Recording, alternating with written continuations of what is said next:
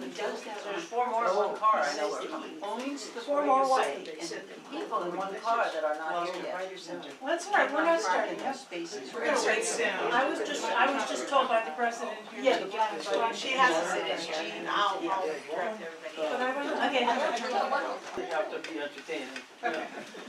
I'm not sure if it's recording on Zoom, but at least we have Zoom.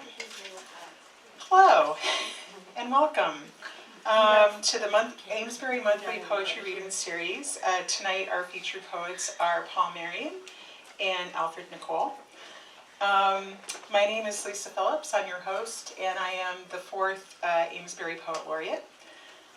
This series and the Amesbury Poet Laureate program are sponsored by the Amesbury Cultural Council and the Whittier Home, where we are right now.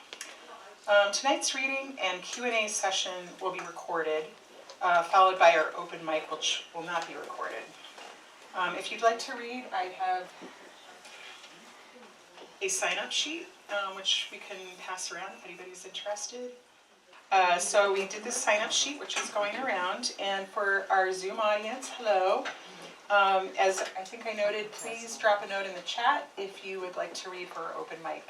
We will get to you too. And after our open mic, our readers will have books to sell and sign out in the foyer.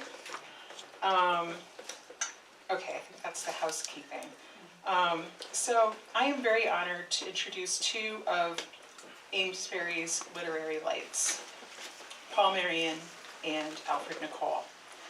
I admire their poetry and their commitment to literary citizenship in our community. Lowell native and Amesbury resident Marion is the author of the poetry collections Union River, Poems and Sketches, and also Lockdown Letters and Other Poems, as well as Mill Power, which chronicles the modern revival of Lowell, a historic mill city. Hello, come on in. Hi, Tom. Come on in. No problem. Paul's new book, Portraits Along the Way, 1976 to 2024, a collection of 55 profiles of memorable people he has met or encountered on stage in books, through history, and otherwise. In his review of portraits for the Lowell Review, Richard Howe writes, drawing on his powers of quiet observation and the unique perches he has occupied throughout his adult life, Paul has captured portraits of Lowell luminaries like Kerouac, Tsongas, and Mogan, along with cultural heroes like Bob Dylan, Billy Joel, Stephen King, Patti Smith, and Louise Glick. Paul is also an editor and publisher. He edited Jack Kerouac's early writing, Atop and Underwood, and founded a small publishing company, Loom Press, which since 1978 has released more than 50 titles of fiction, nonfiction, poetry, photography, and also anthologies. The press, now located in Amesbury, focuses on writers from the area and our region. Amesbury native and Powwow River poet Alfred Nicol almost needs no introduction here at the Whittier home. Alfred worked in the printing industry for over 20 years after graduating from Dartmouth College and published his first book of poems, Winter Light, in 2004. His other publications include Animal Psalms, Elegy for Everyone, and Brief Accident of Light, a collaboration with Rena Espaillat, who is here with us today.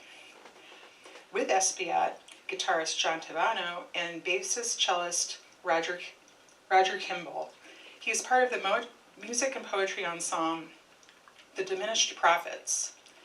Nicol's translation of the lyrics for Sing the Triumph of the Lord were used for the official anthem of the International Eucharistic Congress convened in 2021 by Pope Francis in Budapest.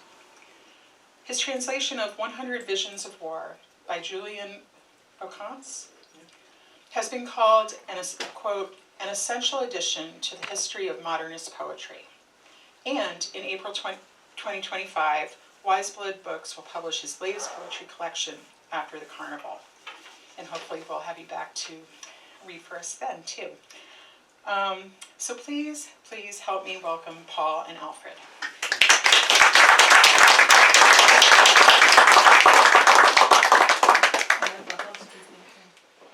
Well, thank you very much, Lisa, everyone at the Whittier home, for this invitation. Rosemary and I have been living in Amesbury for 6 years after about 100 years, in the Lowell area, and it's been a great move for us. We really enjoy the community, and I'm impressed that you have a poet laureate program.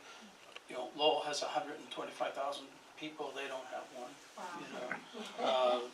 I mean, there's really interesting things, going on in this part of the valley, which I've known about. I'm somewhat involved. I'm happy to see Rena here. We go back a long way to projects that we're both involved in, and I'm reminded of Walt Whitman, who said, "To have great poetry, we must have great audiences." And so you're the audience tonight, so give yourself a hand for being here.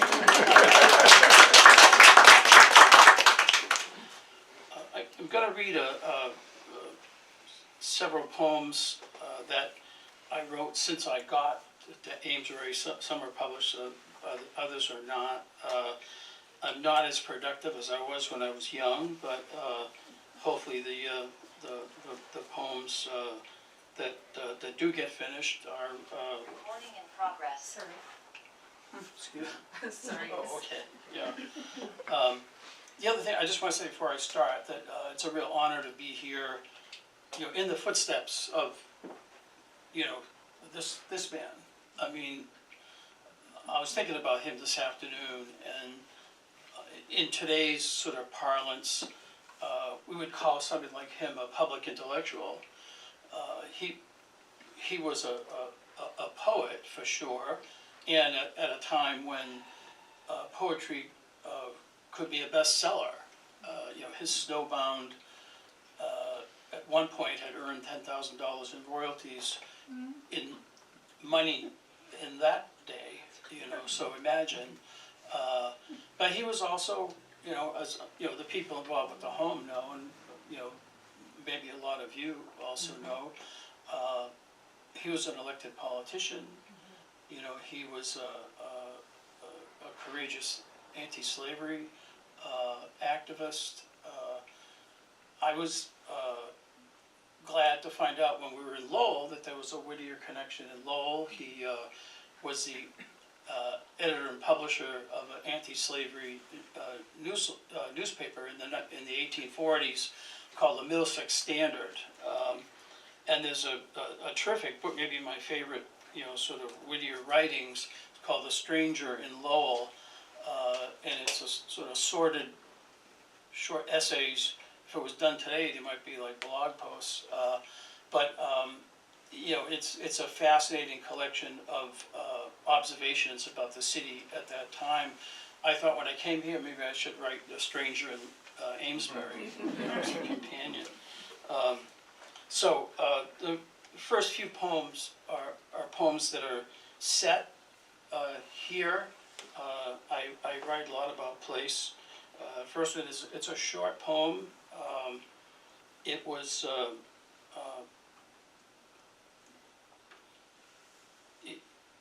I wrote it in response to the pandemic at a time when it was very difficult to write anything, at least for me. And so this is called Atlantic Corona.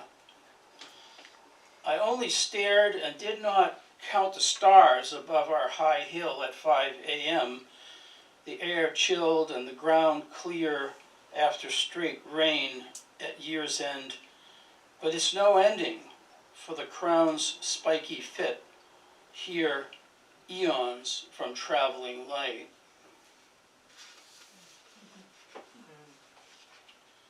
We live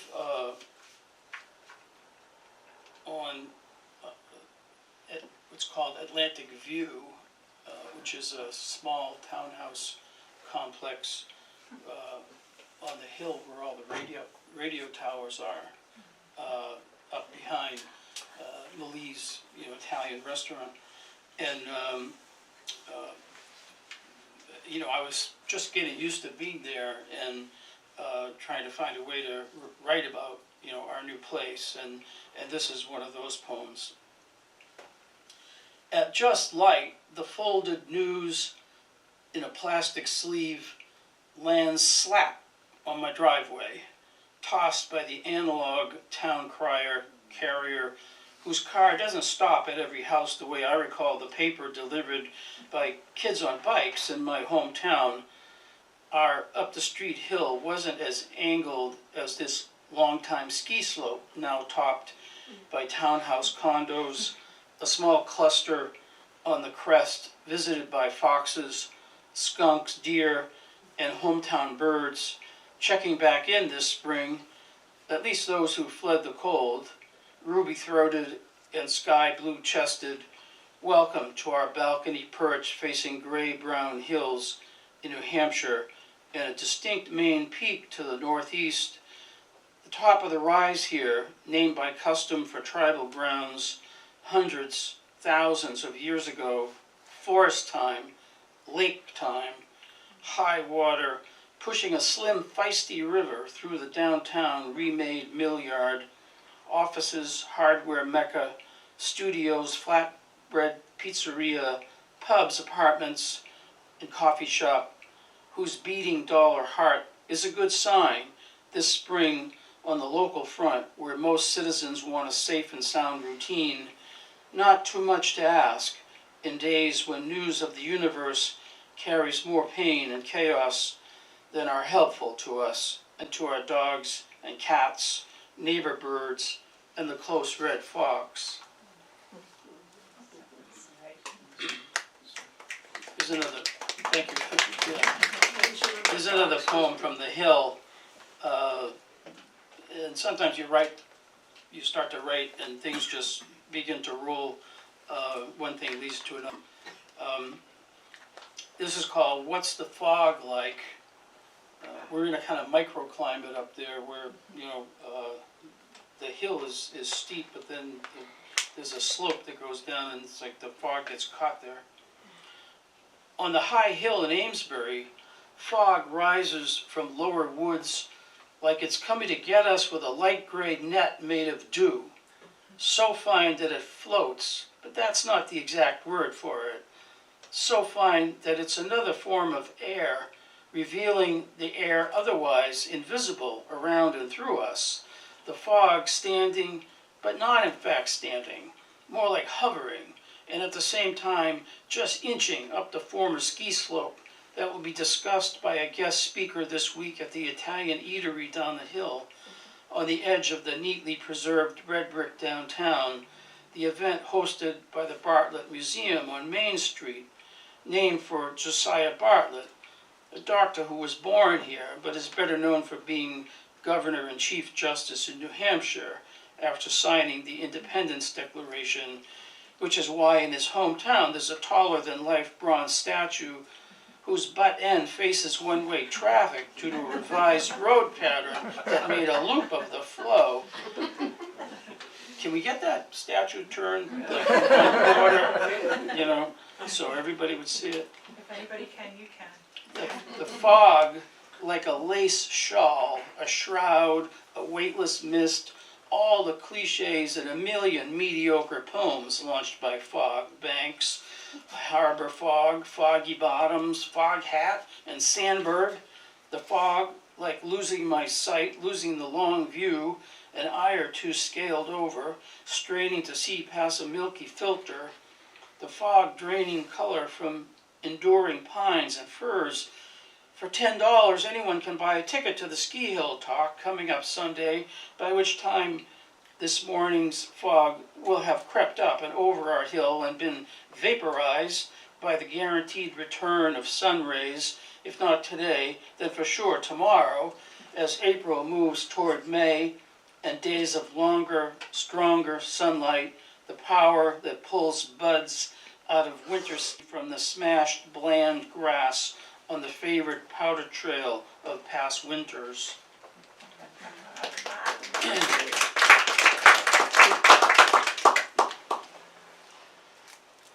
It's called Where Did the Deer Go?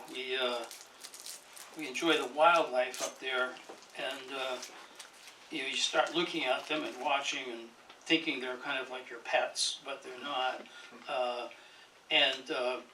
It raises questions, because we see them and then they're gone, they go back into the woods and go somewhere. They don't come here to perform, even though we become their audience. What do they do the rest of the day? Stand around, walk slowly, chew leaves, and drink from a brook in the woods? Do they bend narrow knees and lie in the shade? We see them by 2s and 4s late day, sometimes by 6s or 8s, emerging from a tree line 2 football fields away on this slope that was a ski run. From where we stand, we can't hear them if they talk to each other in their own way. The deer sample the grass and petals and then slide back into the forest at the northern goal line of the hill, the upturned white tails filtering back to where they came from. I shouldn't worry about their future or how many ticks they carry, which is none of my business, and there's nothing I can do about it.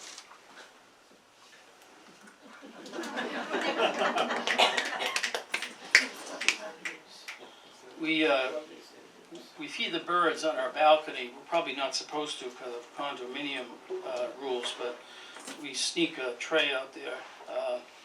This was written, I think two winters ago. It's called After Groundhog Day. The juncos are feasting on sunflower seeds in a dinged-up serving tray, green, metal, on our balcony this sub-zero morning, alone for moments between visits by house sparrows, starlings, mourning doves, the color of chocolate milk, and robust blue jays, fans of the peanuts in the spread. This is day 2 of the epic Arctic freeze, generational, say TV weather talkers, but still nothing like 68 below in Alaska, felt by my friend Francis, who now winters in Maine for relief. Yesterday he lasted 2 blocks with Murphy the dog before hustling back to his kitchen. Minus 68 in Fairbanks had bloodied his nose each time he stuck it outside the back door. Here we slept with one ear open, worried the wind would again knock out power. But we got lucky this time, the heat purring all night into sunrise. One more half day of icy air before we and the birds catch a break.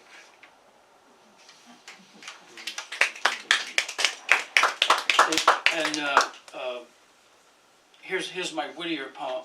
I'm Amesbury, I gotta have a Whittier poem, right? So this is called Whittier in the Woods.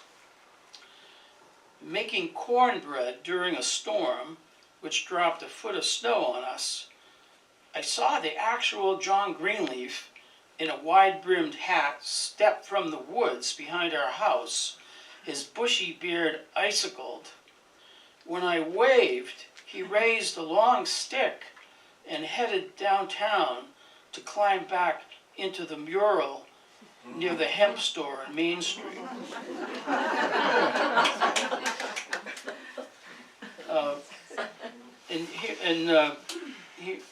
The next little group here are kind of in the vicinity. I went to the UFO festival in Exeter, New Hampshire. I'm fascinated by, space and UFOs and all that. And I wrote this, it's more of a prose poem. It's called Exeter Incident.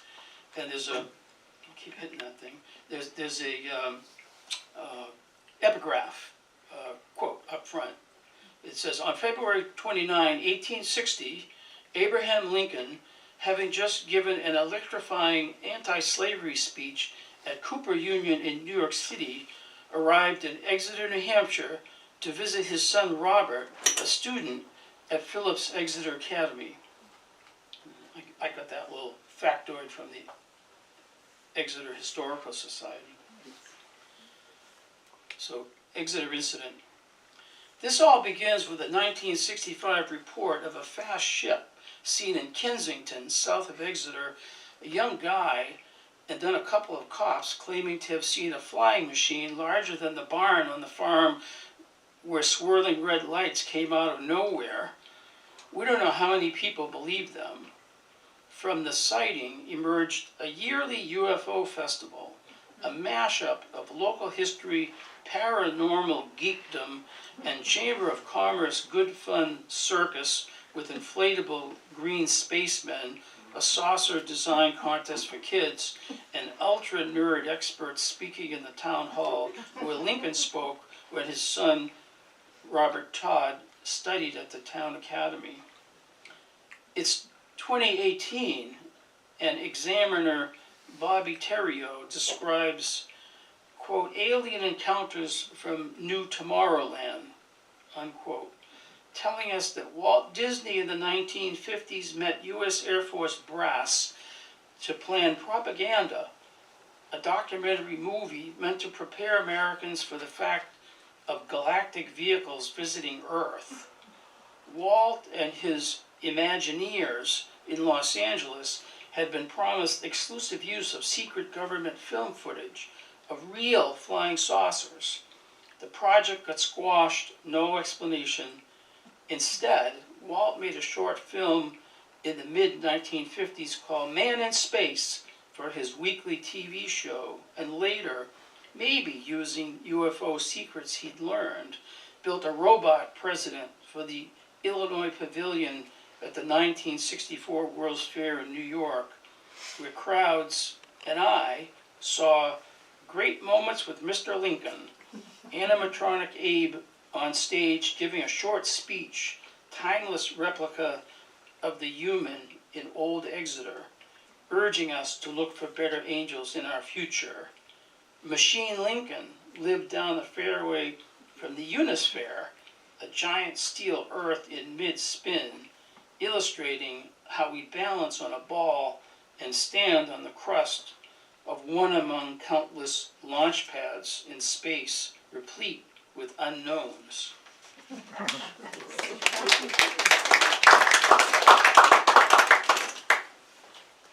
This is a poem written some time ago, but now that we live up this end of the Merrimack Valley, it kind of has more resonance with me. It's called Merrimack Port. Little bit of, homage to Walt Whitman, I suppose. So Merrimack Port. Driving north through the valley of summer greens, I tick off place names: Andover, Lawrence, Haverhill, and then Merrimack Port. Next time I'll exit right to see past the sign. It must be less than small city Newburyport, where money-running merchants made the killing that raised the textile mills upriver, toward the interior, where falls foam in the rush, clear power rounding bedrock jags. There were once shipmasters and boat builders in the yards from Cape Ann to Portsmouth, captains on High Street, hands who turned their backs on the square clocks and tower bells and red stacks of mill towns, traders, counters, and sailmakers, lumbermen felling pines, mast makers and carpenters hammering ships' knees, coopers, wheelwrights, and smiths, food handlers and butchers, painters, spice grinders, tailors and seamstresses, hatters and pipe makers, cobblers, corn farmers, orchard men, the physician and ministers, teachers, midwives, selectmen and stable hand, map maker and depth sounder, the lookout, the scout, the soldier, spirit maker, dry goods seller, and tavern maid, boarding house keeper and sheriff. All these types pacing a day in sight of the sea-stuck forest past the dock, the working boats and broad ships just back or ready to go. What cargo, Merrimack Port? What story in the hold? What distance, Merrimack Port, where the river runs to salt? The river runs past Deer and Ram Islands, past Seal and Woodbridge Islands, past Gangway Rocks, Half-Tide Rocks, and Toothpick, past Black Rocks and Black Rock Creek and Outer Badger, past Plum Island and Plum Island River, past Pine Island River, Joppa Flats and Salisbury Beach, and all that the ocean brought, experience, material, gold, came landward down the plank, stamped the ground, made the next thing happen. The sea took a bite of sand, moon in the glass, wave cream, Rapids, Maine, pepper in a jar in the south, sailcloth needles, square nails, boots with a belt to match. The lighthouse keeper made a hole in the fog.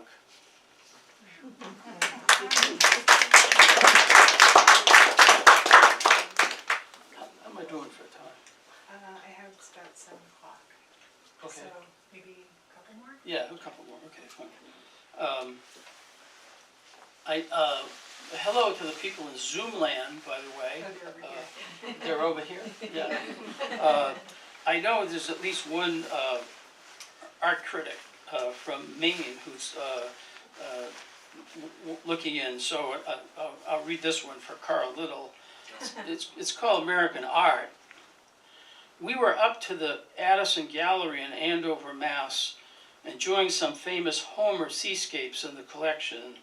The black and yellow log cabin canvassed by alum Frank Steller, and a small Louise Nevelson with halved stair spindles, as well as the model ships in the crypt, the lot of them like dollhouses for men, precise and climate-controlled in their jumbo cases, craftworks by retired captains, the motherships built in Boston or Newburyport, running the lanes from Liverpool to East America or down to Venezuela and back through the Antilles. Before we stepped left into the library of Blonde Wood, whose walls held photo documents of the nation's race war of the 20th century, pictures by Gordon Parks, James Corellis, Ernest C. Withers, Stephen Shames, a young John Lewis getting in the way, just as he urges us to do, black men in suits with Allah placards, a pained Reverend King waiting to speak at the memorial for 4 girls murdered at the bombed 16th Street Baptist Church in Birmingham, one African-American soldier headed to Vietnam, and an image of a white woman in a dress outside a diner who was scolding a bunch of white men busy tormenting human rights defenders sitting in the street. A drama photographer, Danny Lyon, saw only once in those years, according to memories of the Southern Civil Rights Movement. When the white men taunted her, "Why don't you marry one?" she sat down right there with the freedom fighters.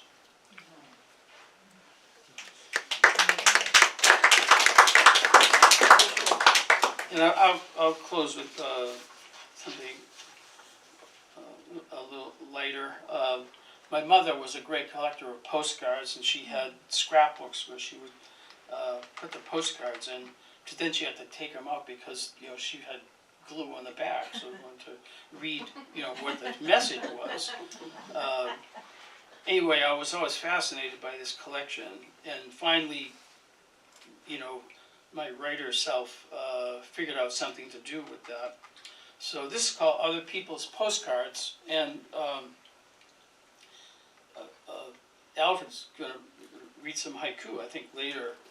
But the little cryptic messages, are almost like kind of a haiku. How many words can you get on the back of a postcard? So, Other People's Postcards. Vic met me at the train, having a swell time. Seeing you people traveling the globe, I decided to try it. If you don't write soon, I won't write anymore. I'm at Salisbury Beach. The water is grand. You should be here. The food really stinks in Berlin. Don't worry about me. I'm having the trip of my life. Creation is full of wonders. Well, some fun in the army will be a man when I get out. We have one more day before going to Yugoslavia. Montreal is nice, I would be glad to be back home. Every piece of ginger you sent was enjoyed. Lorraine remarried 30 days ago. Junior is living with me. This trip is as close to paradise as I will ever get. I'm fenced in with heat, rain, and Democrats in Providence. This is the kid brother dropping a line to say I'm okay. Rio is huge, modern, and clean, and the beach is gorgeous. Tell Dick we saw the Navy's Blue Angels stunt pilots. Sent you a card to put in your scrapbook. I'm alive. I just hate to go back to cold New England. I was in Venice last year, too. Next stop is Trieste. Arrived in Carolina Friday. Wish you were here. So, thanks very much.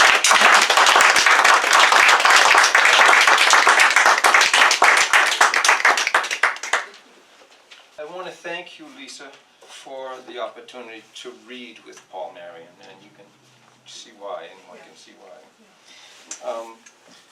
You'd think that he and I would have crossed paths more often. We have a world in common. I could steal the opening lines of his bio, making only the slightest revision. This is him talking. He grew up in Franco-American parishes. Baseball and the Beatles were the constants of his youth.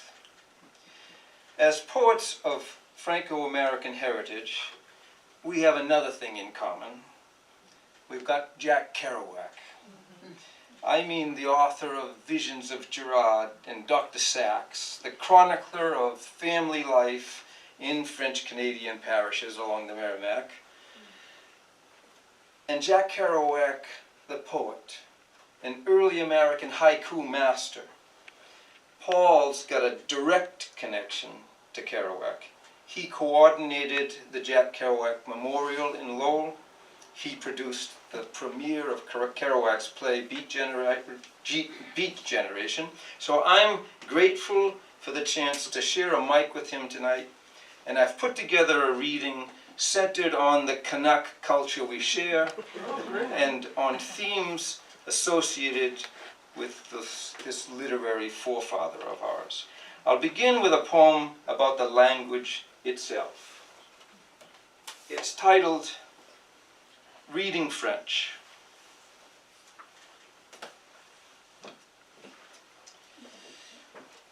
Even if it all came back to me, I'd have a 6-year-old's vocabulary. 300 words of Québécois patois, specific to a town or maybe two along the Merrimack. They wouldn't be the same a little farther up the river, or anyone around to speak them now. I'm left with the impression of a language underneath the one I've learned to use. Some useless wrinkles on the cerebrum, impractical as love. An undertone that surfaces in lullabies and hymns, the books that adults read aloud to children, the makeshift first few syllables of poems, the feverish letter that gets thrown away before the end of time makes good its promise. Any kind of speech that lets the sound carry the greater part of what is said. I read, though haltingly, a little French, alert to what might be the echo of that sound. The Nouveau Testament, for instance. I know the story well enough to guess the meaning of the unfamiliar phrases. My lack of fluency is helpful, though. The ancient words attributed to Jesus gather to themselves a fullness when I cannot glance at them and understand. If only for a moment, they retain their substance, resting in the sounds they are, holding the shapes they take as they are spoken. They are like rounded stones beneath my feet. A clear, cold water rushes over them, and I can hear it. I remember when I knelt beside my mother in the night. All our prayers were made of words like these.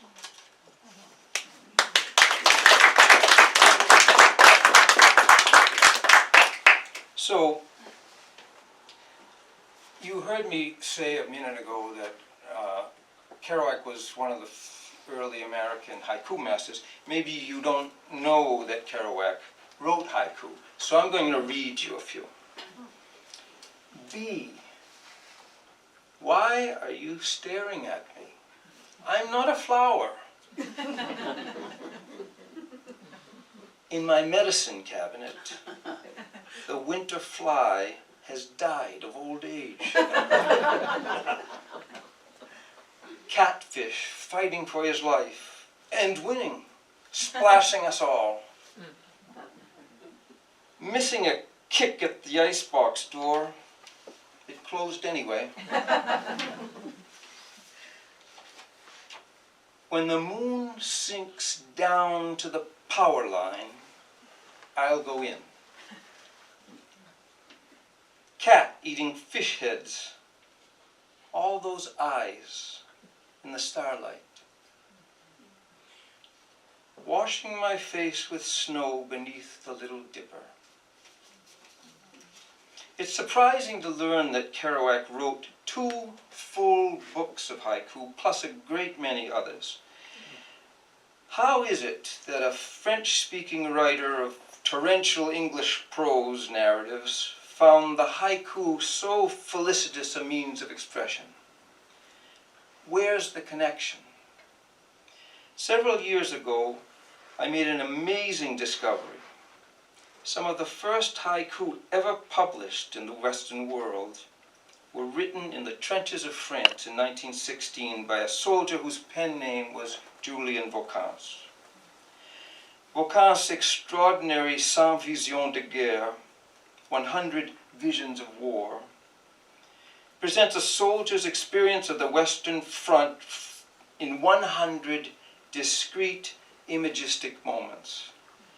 Vaucan's allows the reader to see the battlefield at ground level in one sudden moment of clarity after another. More than a century after its publication, Vaucan's sequence has lost neither its shock value nor its strange tenderness. When scenes from Russia's invasion of Ukraine came on television in February of 22, I recognized images that Vaucan's cast on my mind's eye, and I decided to translate his 100 Visions of War. As it happens, it was Paul Marion who first accepted a selection of the sequence in the Lowell Review. And I'm going to read that selection now.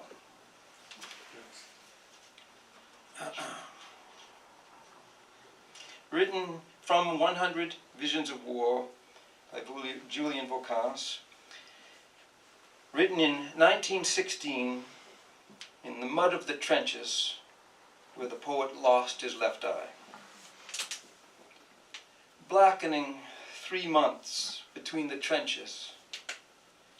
The dead have lost all their hair. Rumors of widows and orphans swarm over these poor, pale bodies. In little bundles, fanning out around the man, his flesh spurted out. To reach my skin, how would bullets ever get through my crusted woolens? Into his flannels go his fingernails, pecking at the little beasts. He saw his name there. He read the schoolgirl's letter. What the fuck is this?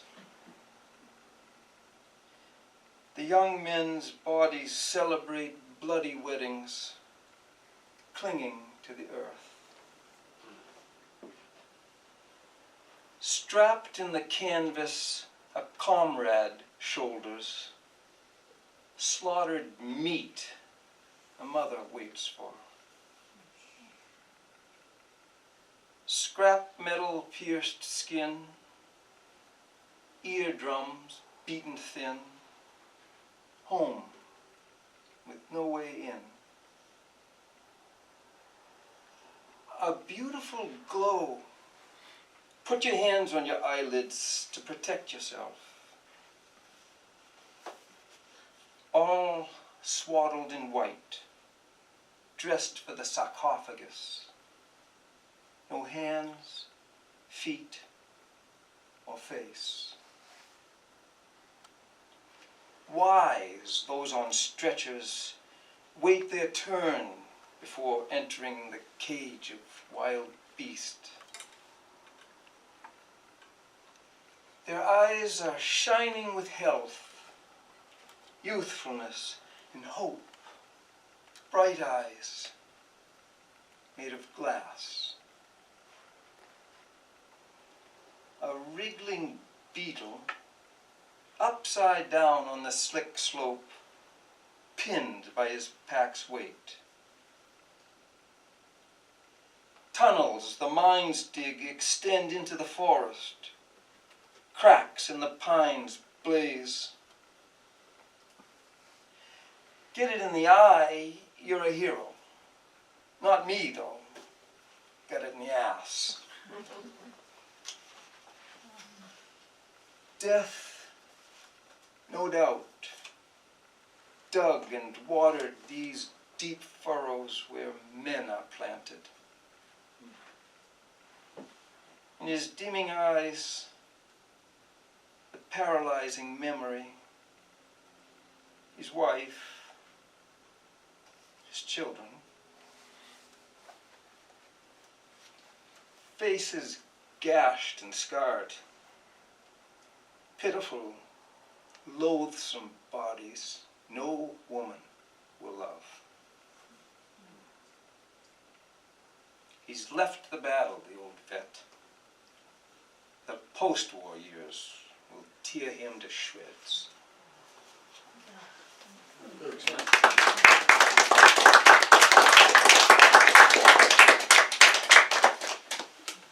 So, I'm going to, this torrential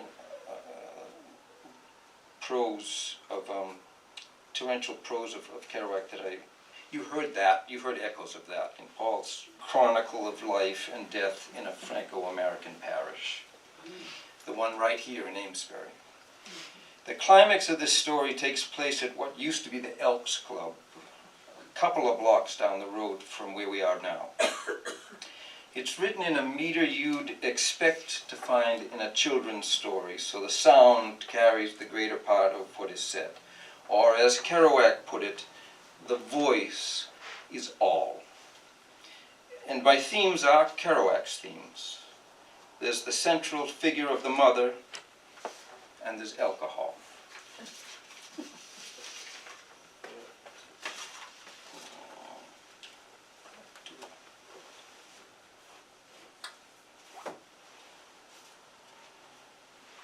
All right. Mother's side. My uncles were largely invisible men, although we might visit them now and again in Rumford, Elmira, or spots in between, some places that no one has heard of or seen. One uncle, a gentleman, walked with a cane. When he'd stop in a bar to get out of the rain, it was only good manners to order a drink. In Elmira, it rains very often, I think. Another, a sailor, went out with the tide. Beyond the horizon's a good place to hide.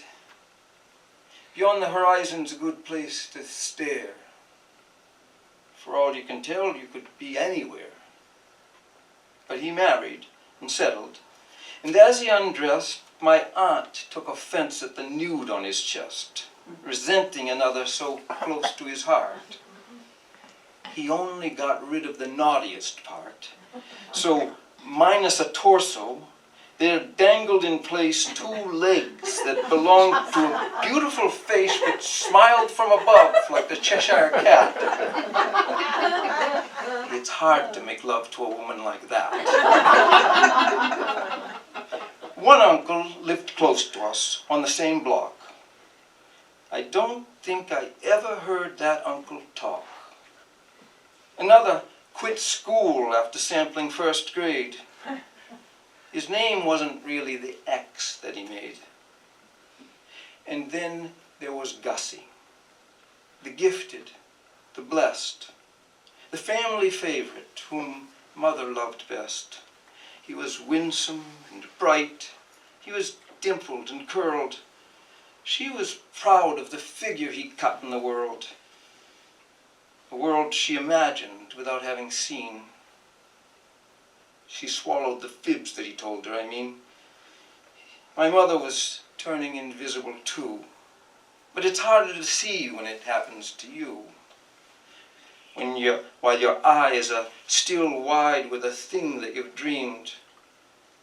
She believed that her brother was all that he seemed, the blue ribbon rooster, the best of his class, the sparkling champagne in the crystalline glass. He would rise to the top, and he'd make them all proud. The silence around them would not be as loud. The light they were given would not be as dark. He'd be wiping the slate. He'd be leaving his mark. But he lived near oblivion, nearly as far. I remember the moon stayed alongside the car as we drove through the night and it rolled through the sky. It was all I could do to keep open one eye. I was only half conscious for half of the ride. And when we arrived, I was shuffled inside where I still felt the wheels going round in my head till his wife took my elbow and put me to bed. It was difficult sleeping, as dead as I was. I felt like a Y up against a because. The door let in noise though it shut out the light, and the voices I heard were unreally polite. They weren't really fighting. They'd already fought. It was some kind of man that my uncle was not. A family man doing something that pays.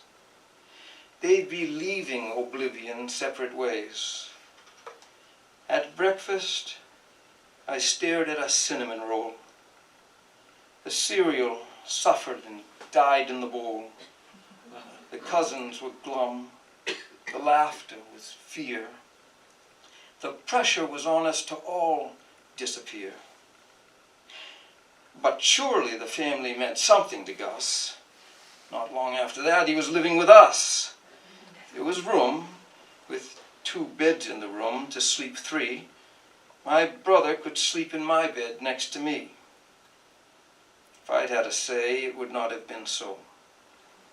It wasn't his permanent residence, no, but whatever took place had a permanence then. I hadn't been eager to see him again, but I couldn't avoid it, as hard as I tried. This uncle had come to my bedroom to hide. He hollered at night. He tossed and he turned. So I studied the thing I should never have learned. How the ghosts in the trees, when they rattle and moan, get inside of a man when they find him alone. They ask him for nothing, and when he says no, they leave him with nothing. And after they go, he is filled with an emptiness plucked from the trees. His limbs start to quiver. That's called the DTs. He coughs at the top of the stairs. He descends. He makes an excuse to go visit his friends at the Lafayette Club. No, of course he won't drink. And Mother finds something to do at the sink. He returns with the smell on his breath. She's alert, So he reasons with her that just one cannot hurt. Don't we all take a drink every once and again? But again follows close behind once for some men.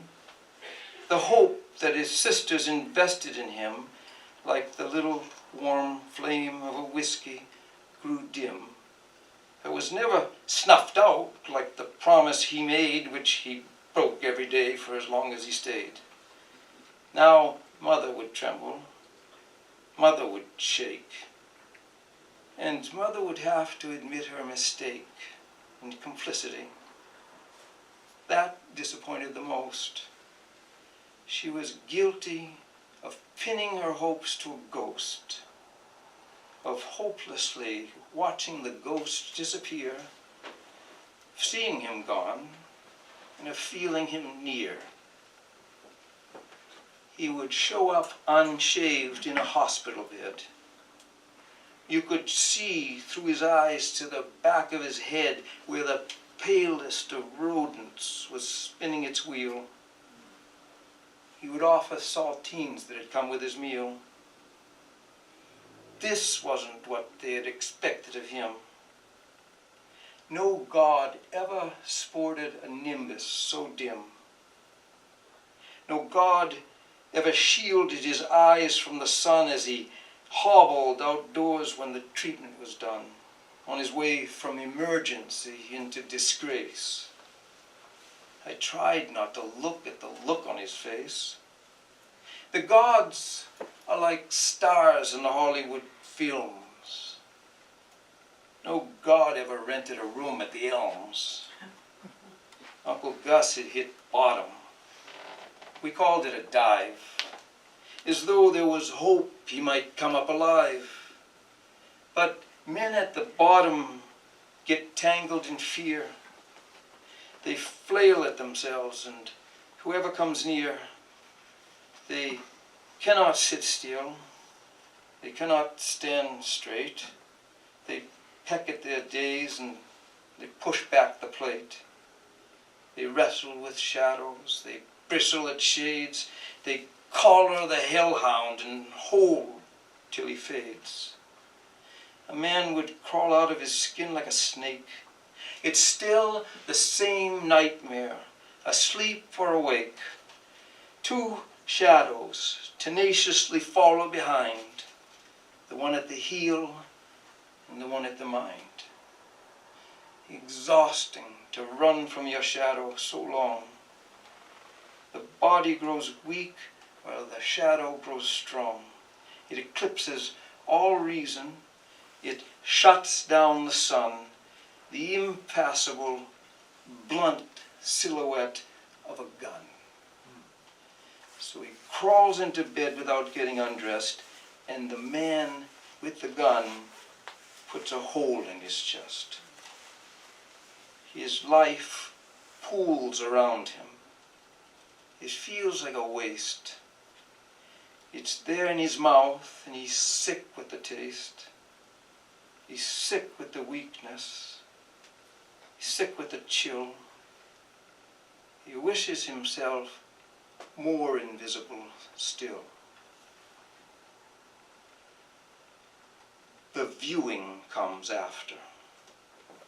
He's there in the room with the sprawl of bouquets, the oppressive perfume, and the ladies' approval through veils of black lace of the way he is dressed with his hair all in place. They can see he looks decent.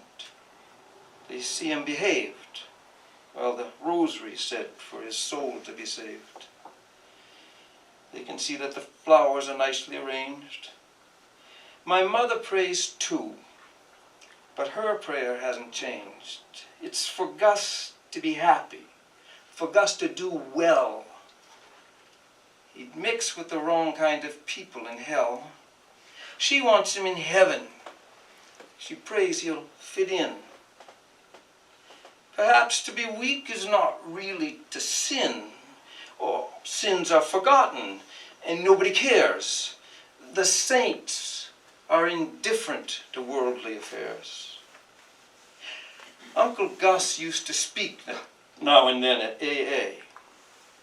if the angels would listen, he'd know what to say. He'd stand up in front of the heavenly host and he'd play to the crowd by proposing a toast. May I have your attention? It's good to be here. He would smile like he meant it. He'd shed a real tear. We should take this occasion to celebrate those who are with us for reasons that God only knows, whose lives were all wrong from beginning to end, who valued at nothing the trust of a friend, whose gestures of kindness were mostly for show, the last to discover how little they know. A toast to us all, the invisible men. Then he'd empty his glass and he'd fill it again. There's no stopping Gus when the guy's on a roll. And to the immortal, invisible soul.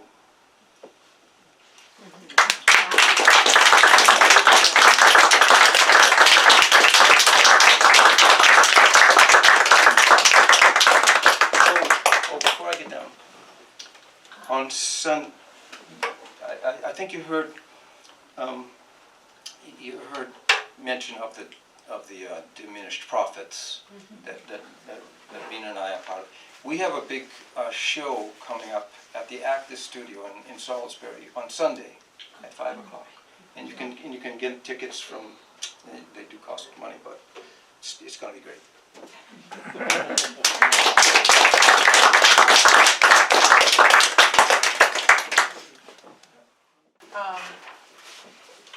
So now we have time for a couple questions and answers. I don't have a question, but I have a comment. It's been a very, very long time, years really, since I heard Paul Marion read, and it was such a joy to hear those incredible endings again. You don't expect them, and yet once you've heard them, you know that that was exactly the right ending. Yes. It couldn't be anything else. Yeah. Oh, thank you. So that was a delight. Thank Yes. you very much. And I know all these poems by heart, but they're a surprise every time anyway. A surprise and a beautiful one. Does anyone else have a question? Challenging. But thank you. That was Ann Mulvey. Thanks, Ann. Good to see you, Bob, Yeah. and Alfred. Yeah, thanks Hi, for Ann. tuning in. And actually, it's just great to see actually the different groups converge.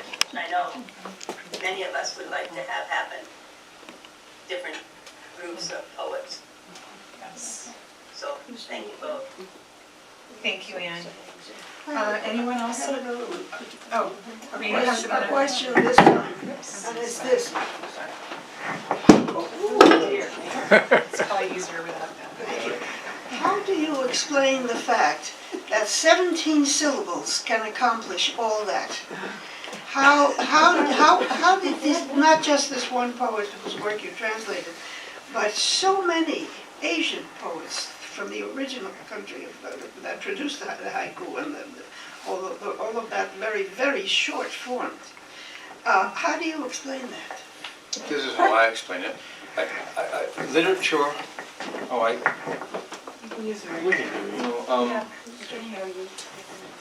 So literature is language charged with meaning.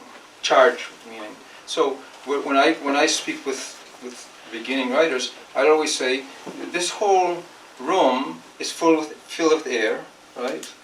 And so we hardly even notice it there, but if we put it in a balloon and then put a pin in it, it goes, makes a big thing like that. So whenever you have to bring language down and pack it in that tight, then it has a charge. You're putting a charge into it. That's why.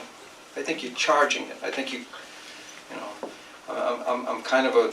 The great thing about thinking in this in terms of Kerouac is that he did both. He did that, he did that. And he also has these sprawling, just take in the breath and talking till you run out of breath, it's just wonderful too. So they're both good. Yeah, and he also had his own, idiosyncratic, take on haiku, where he, in a sense, invented this notion of what he called the Western haiku. Just say a lot in 3 short lines, so, sometimes it was in form, and part of his rationale was that, in a Western language, how can you, keep this sort of 17-syllable cage, with a form that actually, is rooted, in Asian culture. However, I just recently learned, in a book about Basho, that the 17 units, I won't say syllables, actually embedded in that original, idea of haiku over there. I don't know if the word is ideograms or whatever, but there was actually that 17 number,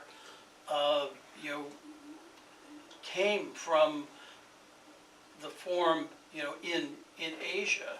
So, then, when, Western writers kind of discovering, haiku, they applied, that formula as a way to use, like you said, to, condense, the statement. So I just thought that was interesting. Well, one time here in this building, there was a man came from Japan because he had translated Snowbound. It was a beautifully printed. Oh, I got that book. We have to. It's over there. Yeah. Well, I took him aside because I wanted, on this question, I wanted to hear it. So I said, I want you to read some, or recite some haiku, Yeah. which he easily did. Yeah. And I was just standing there, just like a nerdy with a calculator. I was just counting, and it was it was so clear to hear, much clearer than it is to hear in English. You could just hear it, boom, boom, boom, boom, boom, boom, boom, boom, boom, and then 5, 7, and then 5 was right there every time you recited one. And he wasn't, he didn't know that I was doing this, so he wasn't, Right. trying to say it. Right, yeah.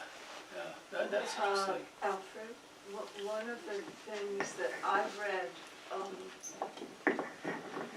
about the haiku syllables versus the English ones is that there are a lot of English words we count as one syllable that in Japanese, whatever language it is, onji or whatever, units, that would be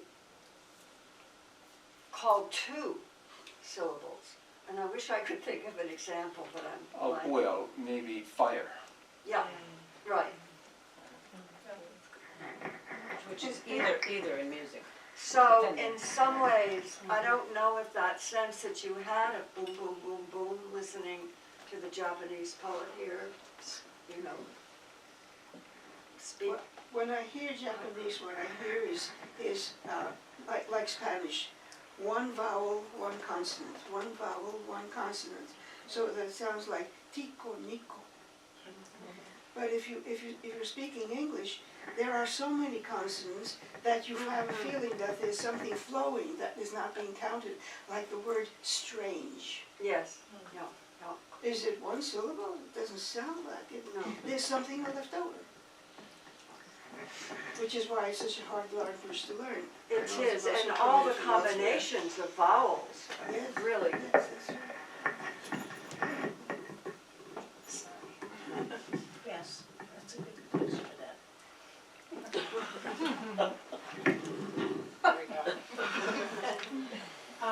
She likes the sound. It's not speaking, I don't know why it's getting. Does anyone have any other questions or comments? We're waiting for yours. Okay, thanks. So speaking of Kerouac, I was wondering, Paul, how you came to edit his early writings. Yeah, On okay. top Well, as Alfred mentioned, when I was working in Lowell for a federal agency that was helping to develop the national park in the city, one of the projects that emerged, and Rosemary and I worked on this, was called the Lowell Public Art Collection, which ended up being a 10-piece monumental sculpture collection, you know, valued at about $1 million. So, you know, we were kind of in the midst of the public art program, and I was able to propose that we do the Kerouac commemorative. And through the Kerouac commemorative, I met his widow and the family, and you know, got to know them, you know, worked closely with them. And when she passed away, she recommended to her youngest brother, who became the executor of the Kerouac Literary Estate, that I should be asked to come in and help work with the Kerouac papers. And so I cataloged a good portion of the unpublished, you know, Kerouac. And in doing that work, I came to see that there was a tremendous amount of unpublished material from the early life of Kerouac. And I proposed to the estate that I edit a collection of his writing, prose, poetry, plays, you know, part of novels, all the things that were written before he was 22, and before the time that he met Ginsberg and Ferlinghetti and Corso and the, you know, the gang that became the beat writers. So what I wanted to show in this book is what Kerouac brought to the table, you know, before he was influenced by any of those other people in New York. And you know, he, you know, would say that he had written about 1 million words by that time, starting when he was a teenager. So that was the way I got that opportunity. I just wanted to mention, and this is just about the books that I have out there.